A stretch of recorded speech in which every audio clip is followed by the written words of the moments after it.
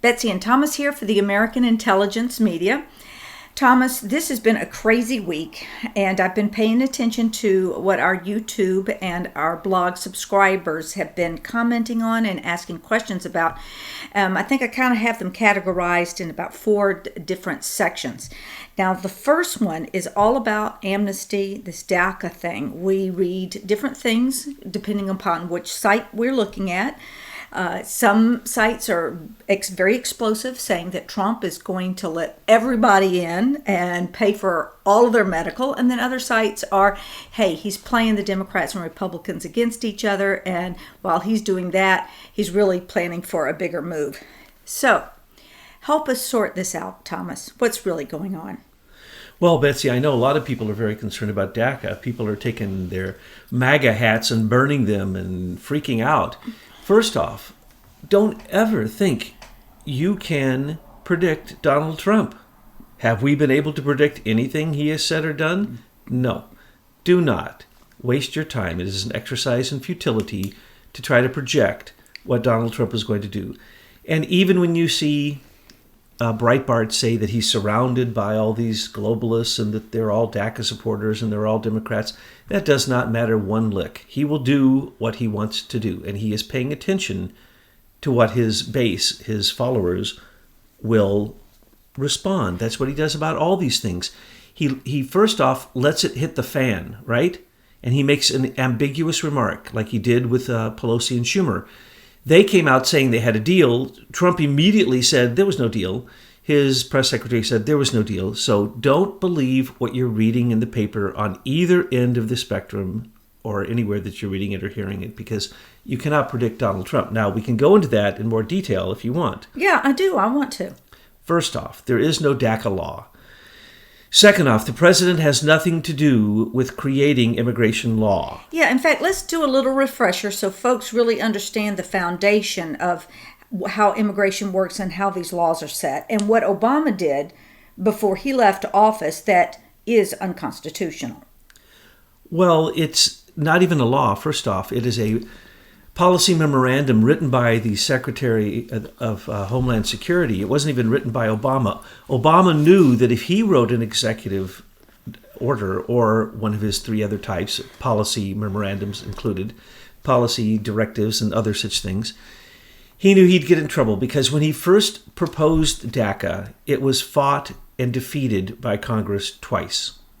So therefore, he went behind their back and had it as a memorandum.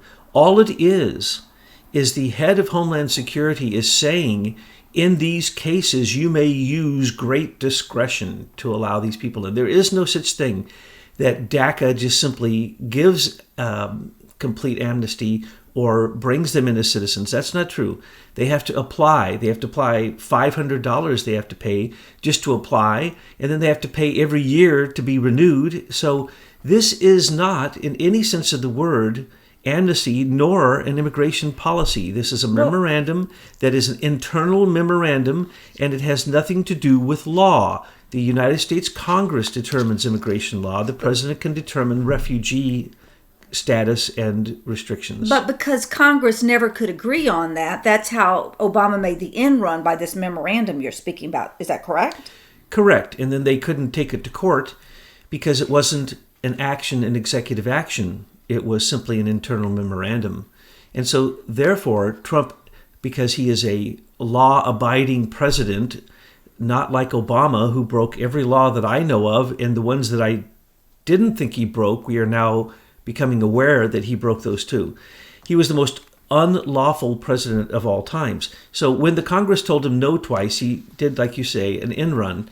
He went around them, and then he tried to expand this memorandum, and it was taken to court, and the federal courts said, no, you cannot expand this. And they stopped him from expanding it, but they didn't stop the original action, which then shows you the following. The following is the Congress knows full well that DACA doesn't even exist. It's a memorandum. It's a recommendation. It's like an internal policy. Or not even that. It's a recommendation to an internal policy. So Congress knows the status. Now, Trump knows the status. He knows that DACA is not going to pass the Congress.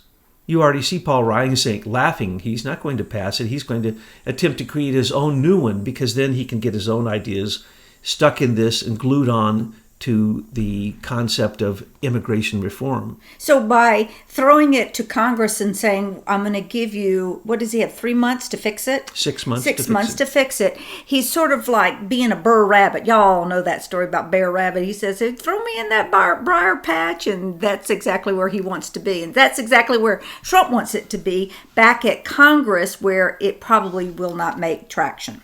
That's why it's a laugh to think that Pelosi and Schumer walked out of there thinking they had a DACA deal. First off, it's never going to pass the Congress, even if all the Democrats think it will because of their, I hate to have to say it, but their liberal, extreme liberal left socialist cultural Marxist ideas. It's completely absurd to think that you can arbitrarily create immigration laws or amnesty for groups of people that then chain migration happens so that all their family and their family all get in for free too without applying. And what are we doing with DACA? DACA is perfect Obamaism. He rewards criminals and he rewards their children and says that the children are innocent. The children are not innocent because their parents were here illegally. And, oh, by the way, once DACA, if it becomes law, and chain migration, unless there are amendments or very clear descriptions not allowing chain migration, the very illegal immigrants who brought those children in this country would then become legal. That's not going to happen. What's going to more than likely happen is a complete revamping of immigration, because that's what needs to happen. We just had a complete revamping of refugee status in that when Trump tried to do the same thing that Obama did by restricting refugees and people seeking asylum from the 7 countries that Obama had bombed, then Obama didn't want them in our country at that point because they were certainly dangerous and angry with us. So when Trump tries that, because we're still dealing with the 55 million refugees that Obama created through his bombing of 7 countries, we need our commander-in-chief to say, no, we don't want terrorists from those countries coming in. But DACA can't go on. It's illegal. If it was ever brought before a court, if anyone on either the Republican or Democratic side would have brought it to the court would have proven and stated that it is illegal. Now, no matter what law is worked with, passed by the Republicans and Democrats or bipartisan, it does not matter. It will be contested. It will go to the Supreme Court. Well, okay. So what's the point here? If all the MAGA hats are now burned, I'm going to put on my Art of the Deal hat. Okay. That's exactly it.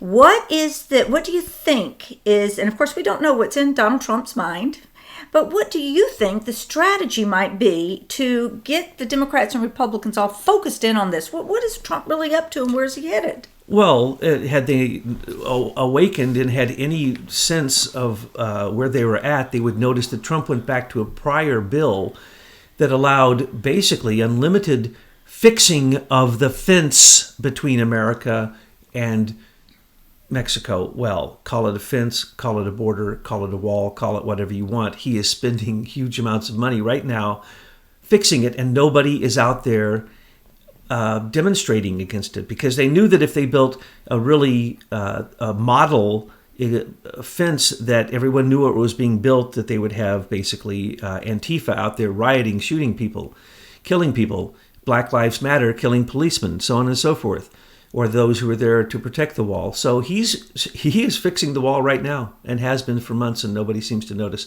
So what he's trying to do is draw the attention of everyone, first off, to the fact that the country does not want DACA, and that the liberal left, that the Democrats are insane for thinking that there could be such a thing as amnesty. Amnesty for that group of people is illegal. It's not even logistically possible. But they need the voters, and these children are now of voting age, and they desperately need, especially with all of the cleaning up of the elections that is going on now and the voter ballots and how voting is done.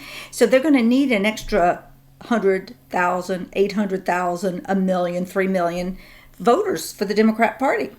Hillary didn't run a campaign. She simply counted on the institutionalized illegal aliens to vote for her, and also the institutionalized rigging voting that has been going on with the Democrats for a long time. Now, admittedly, on the other side, the Republicans have rigged in certain elections. George Bush Jr. election, we know that the Diebold machines were rigged, and that went to court and never went anywhere, though there were hundreds of lawyers and thousands of people upset by the fact that elections are rigged. We need to go back to solid ballots so that they can be counted when there's... You mean paper ballots? Yes, something solid, something that you can hold in your hand, not digital. Because anything else can not only be messed with, it can be hacked, it can be adjusted without even knowing, and you can't do a proper recount. So recounts seem to be very important these days. We have to look at what this election commission is finding with all the people coming forth showing the fact that they are projecting now that 3.5 million illegal voters, mostly in cities, mostly in Democratic states. Now, I'd like to ask you some more questions, but our listeners get very upset when I interrupt you and that you're not able to complete your whole thought. So, before I move on to the next question, is there anything about DACA and amnesty and the situation that you would like to continue bloviating about? Well, I love bloviating. You're a very good bloviator now, Thomas. I just am thrilled that you always invite me over when I can come over here to do these talks with you.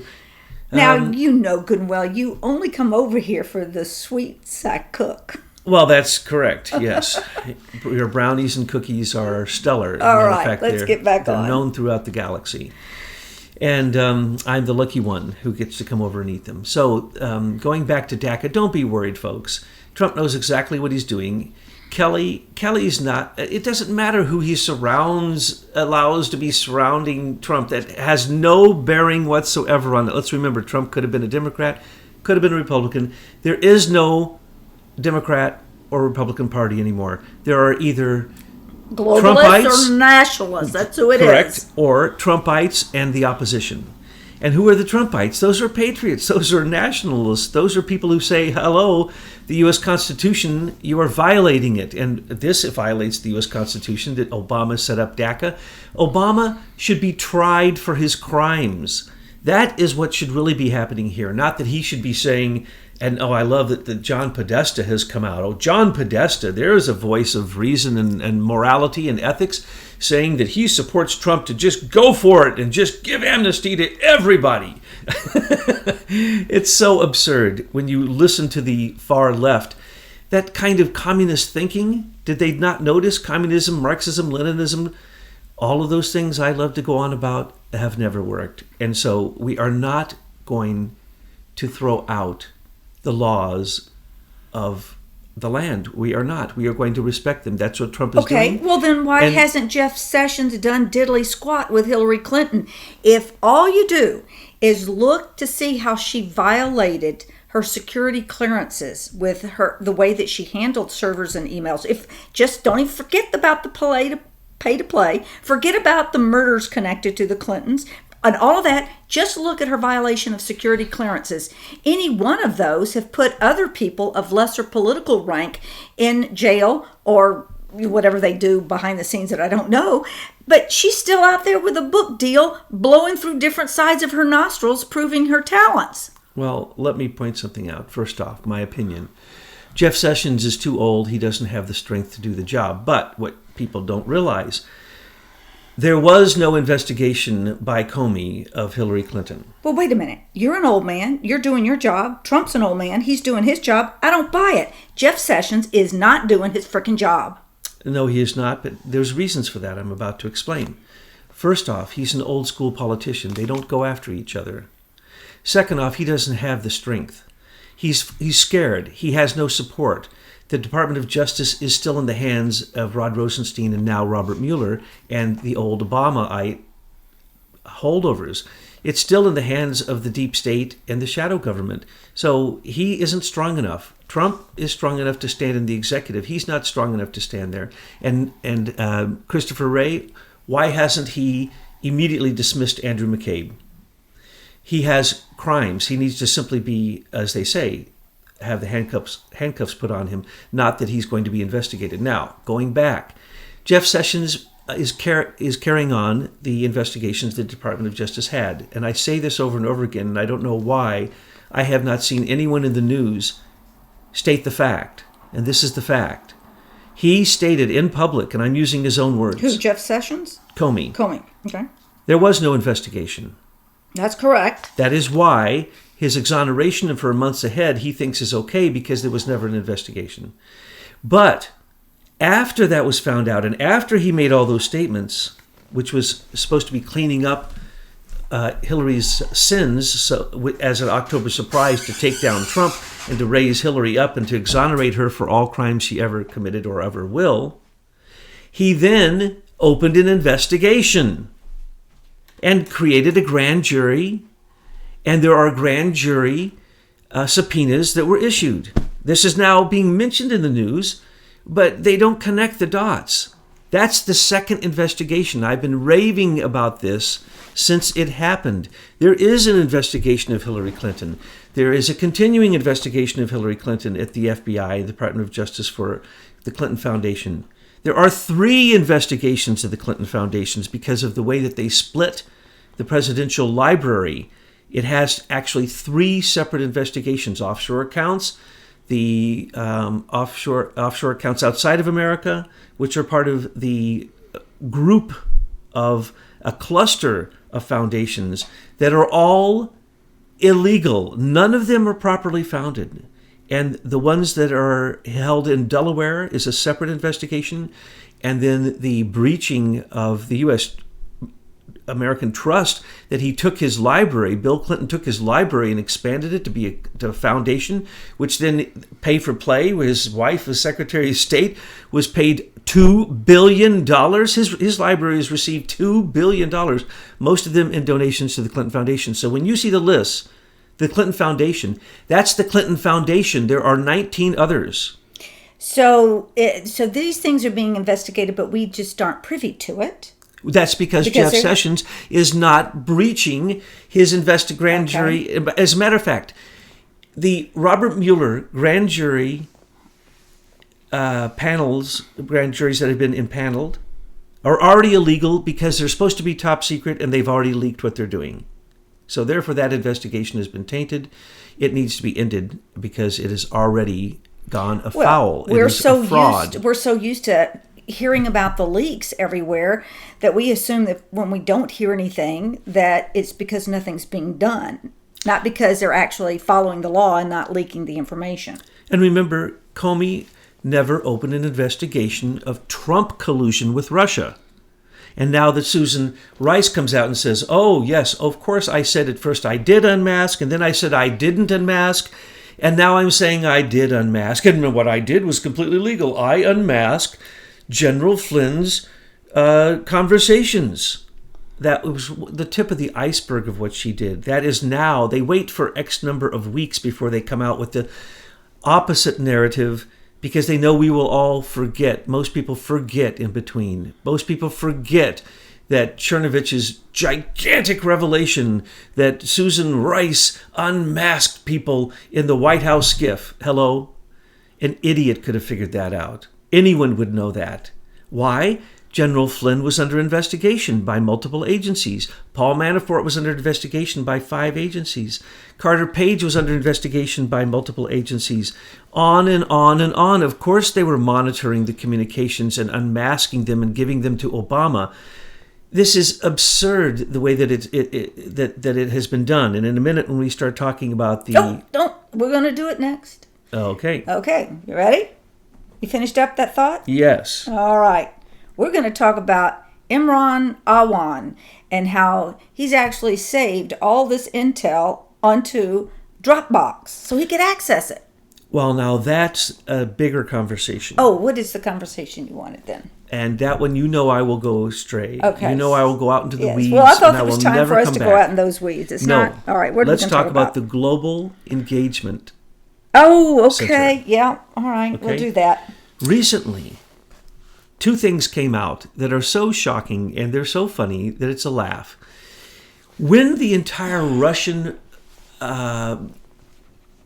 collusion with Trump and the election and the Russian meddling and the DNC breach happened, and they came up with the narrative that, they're going to blame it on Trump, and Putin loves Trump and all this stuff. Okay, they opened up a part of what is called the Board of Broadcasting Governors. The Board of Broadcasting Governors is the propaganda agency. Air America and the Voice of America, those are all controlled by that Board of Broadcasting Governors. But Obama in 2012, through the National Defense Authorization Act, and continuing from there, every year he added new things that allowed him and to allow basically the administration, the presidential administration and the current administration, to use propaganda against Americans. And so the Board of Broadcasting Governors became, they got control of every single thing broadcast in America. That means every time you answer or you click a like on Facebook, the Board of Broadcasting Governors is monitoring it. Not only that, Facebook and everything on Google all has to go through it. Everything broadcast in cable television, anything in the internet, those are all broadcasts. So every single digital broadcast, every telephone call is now monitored and propagandized. So after they found out that, and they told Obama that the DNC had been breached and that the server with incredible amount of incriminating information on it, which we'll talk about when we talk about the Awan case, but the information in the DNC server is enough to take down the entire Democratic Party. So they had to go into a war against it. So they opened up, and Obama opened up the Board of Broadcasting Governors to have a group called the Global Engagement Center. Some people have called it the Ministry of Truth, because now it controls the counterterrorism propaganda. So in other words, the narrative of the current administration can now be propagandized, and it uses Google, Yahoo, it uses every search engine, even the dark search engines, and it uses Facebook particularly for controlling people. So recently, Zuckerberg got caught with his pants down and had to admit that $100,000 was paid, or he says this, $100,000 was paid to him by, he says, Russians, even the Kremlin, for 470 accounts that were putting out false propaganda and false information on Facebook. He admits this. Now, why would he admit this? This is the reason why. From the time that Obama set this up in early 2016, as soon as he found out that in December of 2015 that they needed to basically come up with a false narrative that would be such a big lie people would believe it, and it would be the exact opposite of the truth. Damage control. So he came up with the damage control plan of now bringing counterterrorism into not only monitoring everything that is broadcast, but they're going to then broadcast and use counterterrorism. And who are they going after?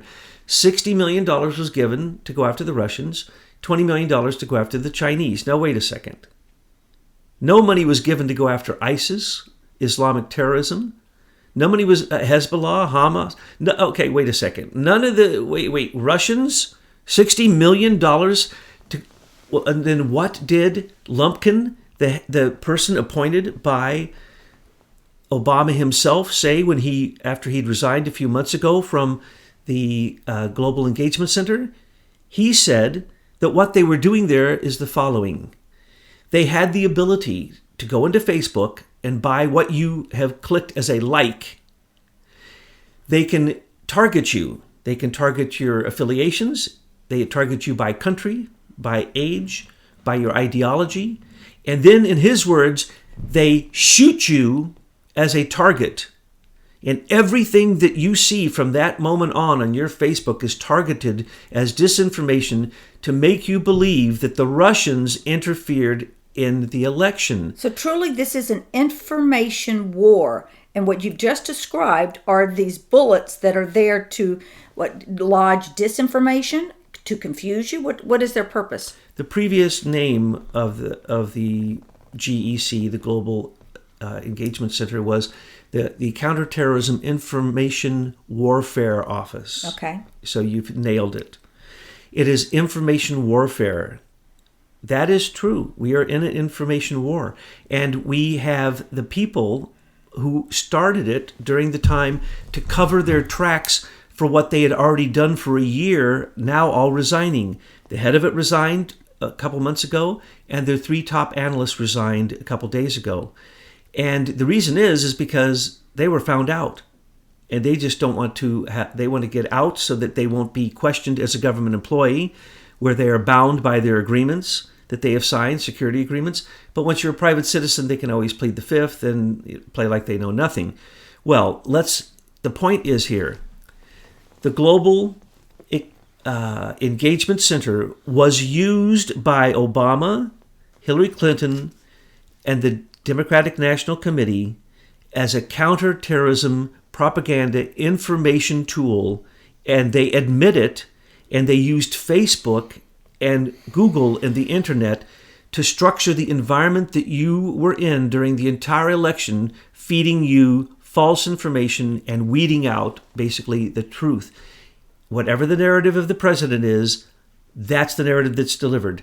The GEC, the Global Engagement Center, will probably now fold because its counterterrorism mission is over, because the election is over. Well, and they're all getting out. They're jumping ship. Yeah, 3 of the people just resigned this week.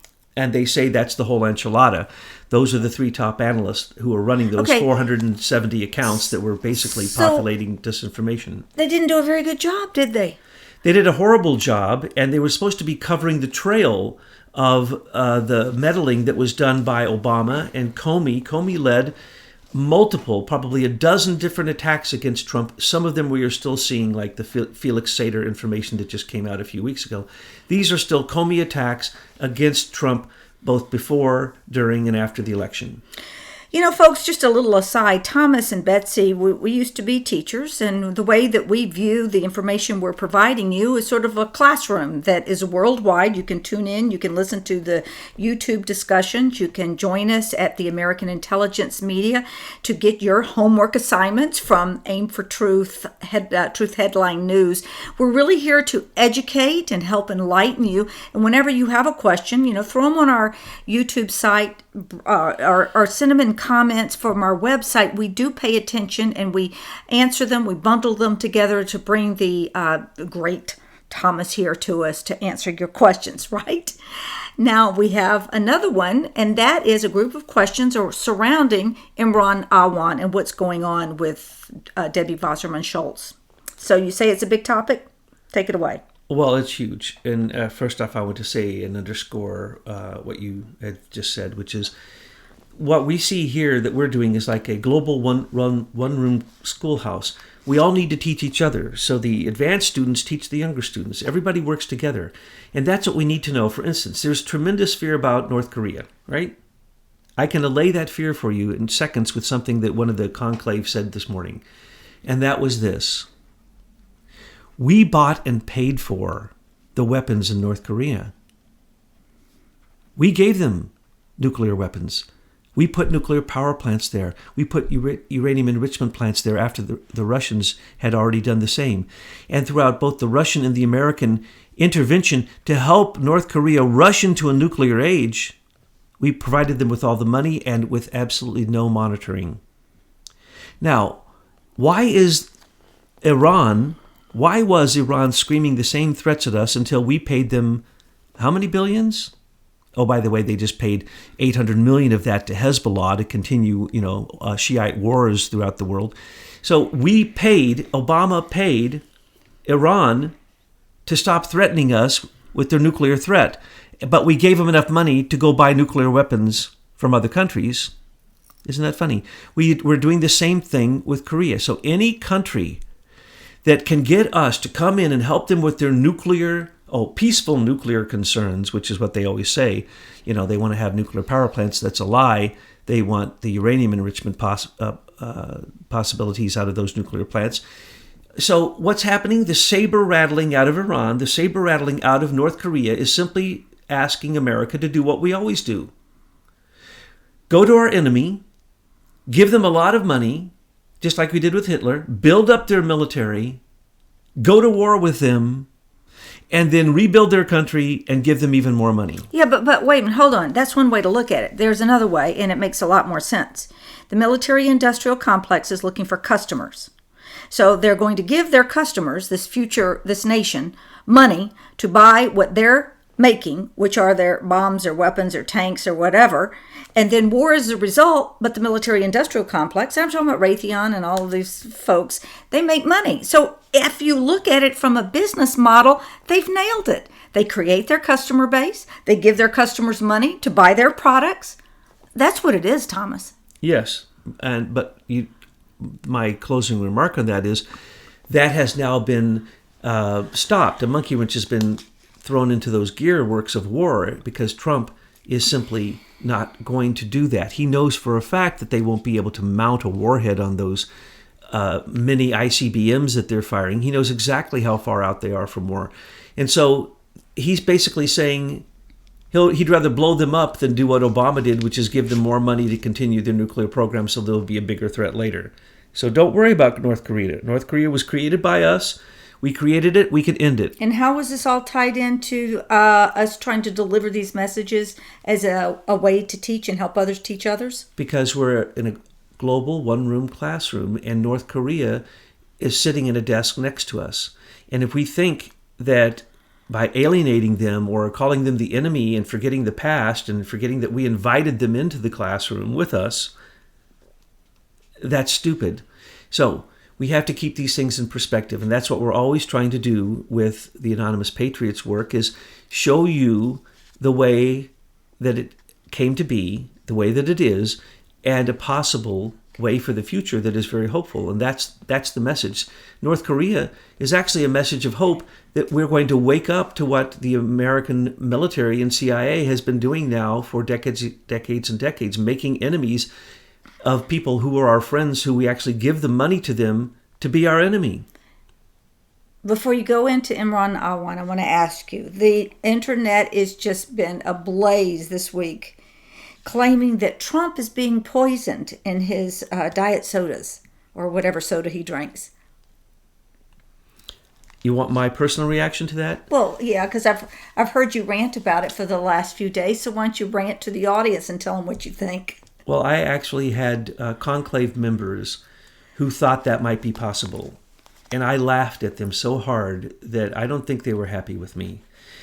Let's not be friggin' stupid. There are, and we all know this because they have been used over and over and over again, ways to kill people by simply shaking their hand. They put one drop of a medicine that goes into your skin subcutaneously, through, what's it called? Taking it in through your skin. Transdermal. There are transdermal poisons that all you'd have to do is shake hands with him, touch him. There's aerosols. There are 1 billion ways to kill the president very, very, very quickly. They aren't going to slowly poison him. They're not going to slowly poison him. That's stupid. What are they? Is this Italy? Are you Machiavelli? What kind of stupidity is this? Some of the sites have just created a fervor over this poisoning situation. He'd be dead if they poisoned him. They would not try twice. If they found out that they were slowly poisoning him, then they would lose their mission of poisoning him. This logic is so stupid. It's as stupid as saying surrounding Trump with people who are not like-minded of him is going to influence him. It's not. Well, also, another sensational piece that we're seeing is that his inner circle is keeping him from reading the news, the alternative media news. That's even stupider. Well, now when you look at Breitbart and you see now Steve Bannon's supposed to be back in charge, and he certainly would know what's going on in the inner circle, and you see him permit his publication to put up headlines like this, you have to wonder, does he know something we don't, or what's going on? Well, now, Betsy, I want to ask you a very serious question. I have heard that Trump and Melania sleep in different beds. Is that correct? Oh, that's funny. Is it correct? Do you know? I don't know. Okay, I've heard that. Well, if that's the case, I don't think John Kelly or Steve Bannon are in President Trump's bed at night. And if Melania is there, I'm certain that they're not. So how in the world are they going to stop him from watching the news or touching a computer or going to his iPad and hitting an app which they cannot follow and reading Truth News headlines or Breitbart or anything that he wants to read. It is completely, insanely absurd to think that President Donald Trump, who said, I don't need the 17 intelligence agencies to tell me anything. I have my own intelligence. Right. But does he use private intelligence companies to get his intelligence? Well, of course he does. How do you think he became a billionaire? Well, Excuse me. Yeah. Sorry. Okay. Of course. Anyone in New York has an intelligence agency working for them if they are a billionaire. That's just a fact. Anyone who's a billionaire has to worry about someone stealing it from them. And so they have to vet the very people that speak to them. They have to vet every business that enterprise that they have. They have to vet everything, or else it comes back on them in lawsuits. They have to vet everybody who comes near them. I mean, look at this. Has Trump, in your knowledge, and I have studied this quite thoroughly, ever been charged with sexual harassment, though he has had how many tens of thousands of female employees? Right. No. Do you think a man that careful is going to allow himself to be poisoned or allow himself to just make decisions from the seat of his pants? No. I can name one of the groups that he probably used, but that doesn't matter. There are a number of groups he probably used. They're New York-based groups, and they help people who are into finances. So and finances, by the way, control the world. Military, has to sometimes wait for their money, except for the rogue CIA. But finances, no. That's where it's all at. So you can bet your bottom dollar that he has as good of intelligence or better than the U.S. Treasury does. Okay, you ready to tell us about Imran Awan? That story is just getting thicker every single day. I'm expecting Debbie Wasserman Schultz to throw herself off the Tallahatchie Bridge or something, because she is in such deep water. They already have a copy of what's on that laptop that was found recently, along with a letter from Imran Awan's lawyer, basically stating, we have a copy of what is on this computer. That is a blackmail letter. That is a legal blackmail letter. He will turn state's evidence, but the problem is when he does fully turn state's evidence, even if it's only circumstantially, he's part of the largest espionage ring ever happened in America, because now they're saying that it extends to 80 people. We know a confirmation of dozens of Democratic congressional people who he was in control of all of their IT, their phones, their Blackberries, their iPads, their laptops, everything. All communications that affected multiple committees, the Judiciary Committee, the Armed Services Committee, the Select Committee on Intelligence, all these Appropriations Committee. He had all the information from all of them. And now, as you posted recently in Truth News Headlines, a letter, and by the way, that's only one letter. For a year and a half, the 8 members led by Andre Carson of the House Select Intelligence Committee demanded to get Imran Awan and there was only 2 others, but he was the chief person, their IT staff, who didn't even have clearances, who didn't even have proper vetting, to have SCIF access. Now, never in history has this ever happened, let alone that the first professing Muslim in the Congress brought in Muslim Pakistani nationals who now are being insinuated to perhaps be part of the Pakistani intelligence service. Andre Carson is the one who signed this letter. And they demanded for a year and a half that Imran Awan be given the highest security clearance that you can receive in the Congress. Now, that is completely absurd. And by the way, there's different levels of security clearance for each of the committees that go into the SCIF room. When you go into a SCIF room, by your single sign-on, by your SOS, your single sign-on password, you then have access to what you're allowed to have access.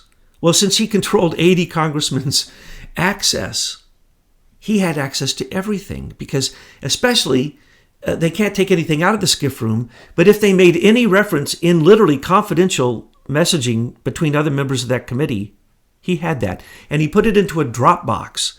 Now, Dropbox, what's really funny is Dropbox was hacked.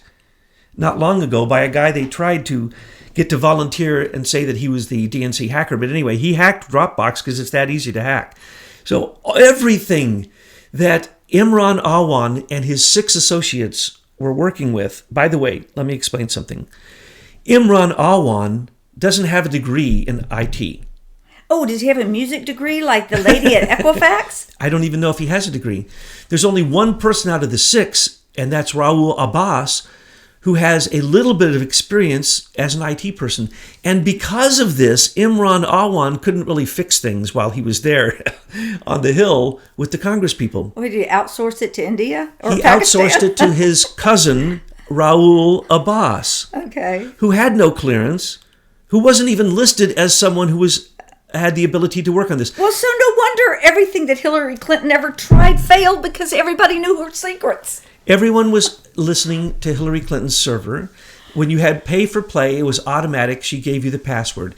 Anyone could get into Podesta's email account and DNC account because the password was password.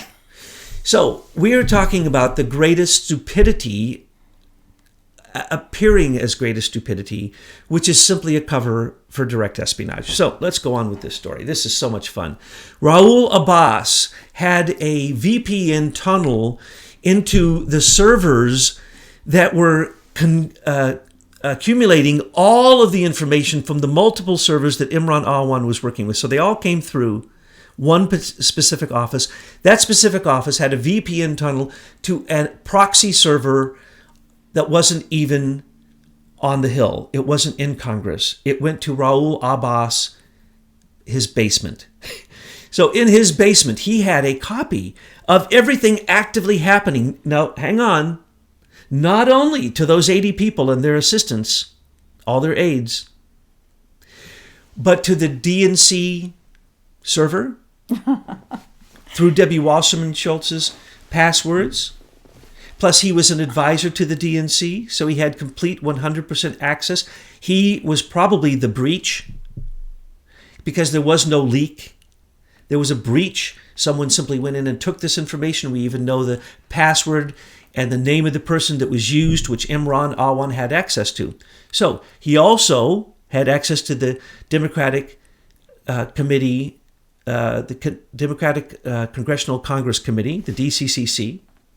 So he had access to Podesta's emails. He had access to everything that the leaks came from. Isn't that funny?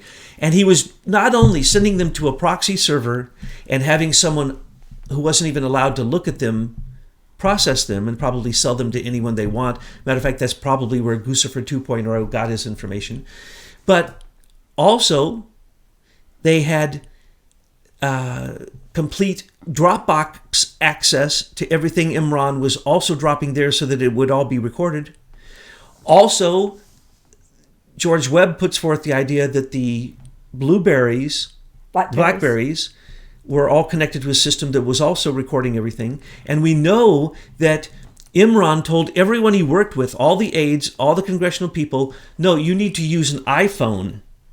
And then he had it going through iTunes. So that means he was recording every single conversation. Really? So on they every used phone. iPhones? Because I thought it was just the Blackberries. I want to make sure we both. clarified that, because most people are going to leave in the George comments. Webb has never mentioned this, but the IT people that worked with Imran said, oh no, he broke the rules again and again. And remember Debbie Wasserman Schultz, when asked about this, she says, yes, I use Dropbox, and I'm proud that I use Dropbox because no one told me I couldn't. She said this on record. Well, you know what it could be? They just have too much fluoridation in the water in Washington. All their pineal glands are calcified, and they're just stupid. It may have started out as a spy ring, but honey, these are stupid people. This guy, Imran Awan, and his wife, his brother's wife, his two other relatives, and Raul Abbas have all escaped the country except for Imran. He was trying to steal $300,000 on the way out from the congressional financial, what's it called? It's like a community bank.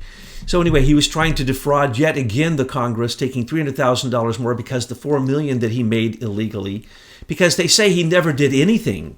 The only thing he ever did was break security regulations, and he violated so many security regulations, they just stopped bringing it to his attention. He just continued to do it until he convinced them, after working there for years, to get him a skiff access. And they literally got him a skiff access. And as far as we know, folks, that proxy server, the Dropbox, and his account is still active to this very day. That is where they need to look. That is where Robert Mueller, if he does not look at Awan family, he is just running a completely corrupt investigation, because that's where the leaks came from. There was no Russians. And if they want to really look harder, then they can look at their own global engagement center, who admits that they did the very thing that Zuckerberg came out and blamed on the Russians. You know, if a couple former teachers can put forth all this information that we have on the American intelligence media, and of course we have help from other anonymous patriots, I'm really expecting a lot from Mueller. He's got to do better than we are doing.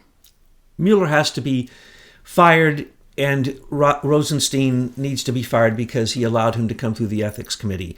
How in the world can you say he works from WilmerHale? He's going after Paul Manafort. Paul Manafort is represented by WilmerHale. These are all Hillary supporters. He is investigating Comey, his best friend. No.